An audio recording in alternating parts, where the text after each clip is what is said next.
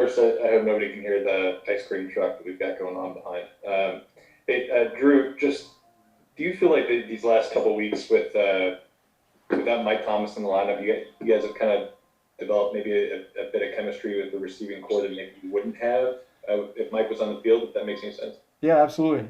It's given a lot more reps to guys like Traquan Smith and I mean even Emmanuel Sanders and some of the other young guys. Deontay Harris has gotten a ton of opportunities, and I think just all the way around. You know, we do so much with our personnel groups and formations, et cetera, anyway. But obviously Mike is a big part of our offense, a focal point in our offense, and so when you remove a guy like that, you know, all those opportunities, all those touches.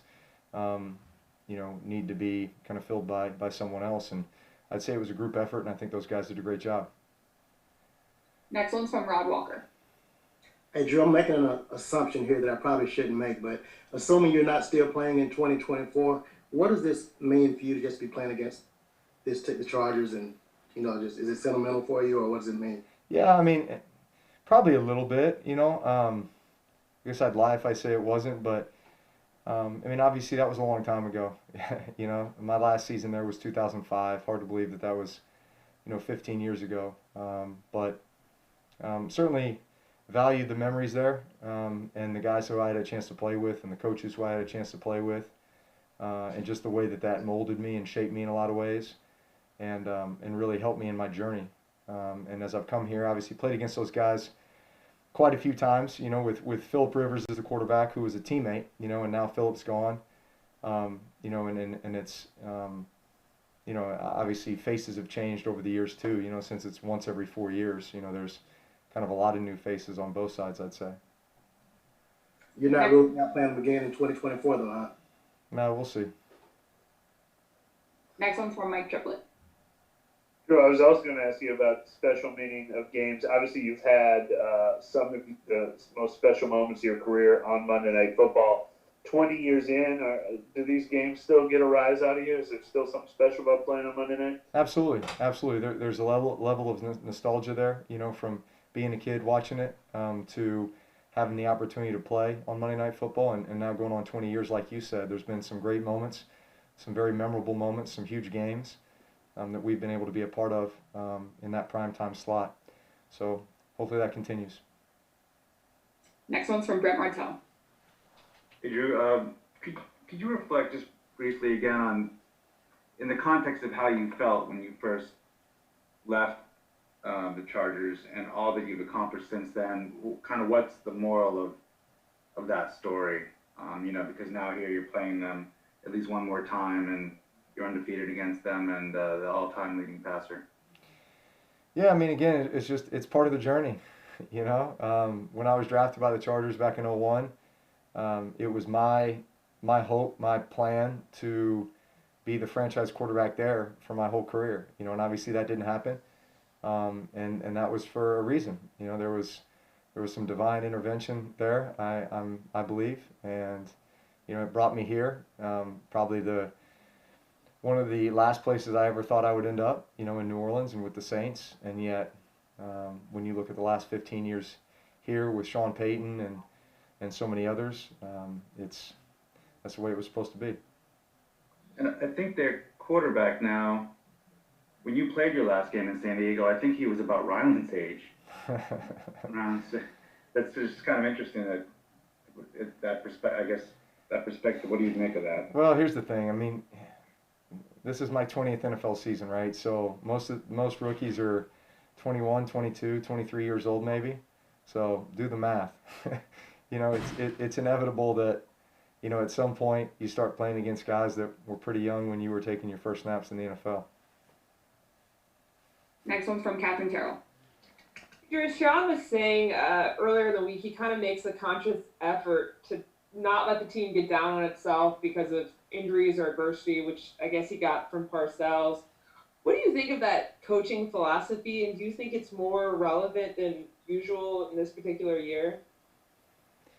Yeah, I definitely think it's more relevant in a year like this because with the lack of an off season and the lack of a structured, you know, strength and conditioning program during the off season, and then the lack of a preseason, for guys to, you know, kind of work off the rust and get back into the swing of things and get young players a ton of work and just all those things, you know, the absence of all those things I think would lend itself to perhaps there being more injuries, you know, and I don't know the exact statistics, but I would venture to guess it's probably been a little bit higher thus far this season for, you know, across the board.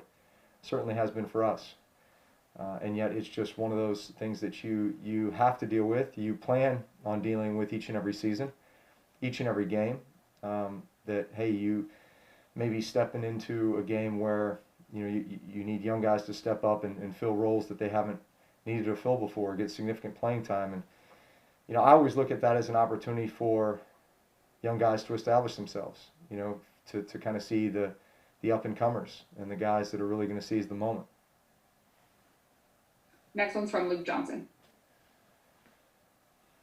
It seems like the offensive tempo was probably your best all season last week. What do you think was kind of behind that? What went into that? Well, I mean, listen, we've made a concerted effort with that. You know, I don't think it was very good for the first 3 games, and so, you know, you keep preaching it, you keep working at it, and I mean, it takes everybody. It takes everybody who's on the field. It's the play call. It's, you know, the substitutions. It's, you know, everything that we do. You know, there's kind of a method to the madness. You know, there's a lot going on, you know, with each and every play and with the way that we substitute and who we're getting in the game and the tempo that we're trying to operate at. So definitely something that we have all had to work at, and I definitely feel like last game was our best in regards to that. Last question, guys. I got to get to meetings. Last one's from Amy Just. I don't know how well or if at all you know Justin Herbert, but they named him their starter moving forward. Yeah. You've worked with a lot of younger quarterbacks over your time in the NFL. I guess what are some, you know, pieces of advice that you give to them when they're kind of thrown into this situation as a starter when they're really young? Well, I mean, for any quarterback, you know, I remember, you know, my first starts in this league, you know, and it's a bit of a whirlwind.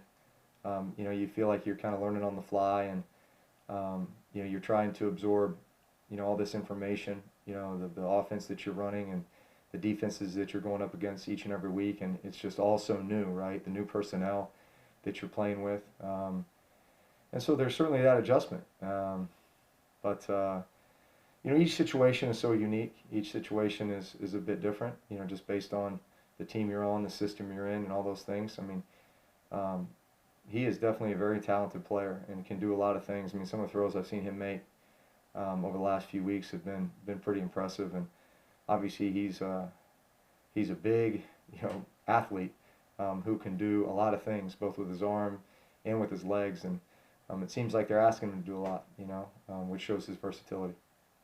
All right, guys, thank you. Thank you, Drew. Thanks, sir.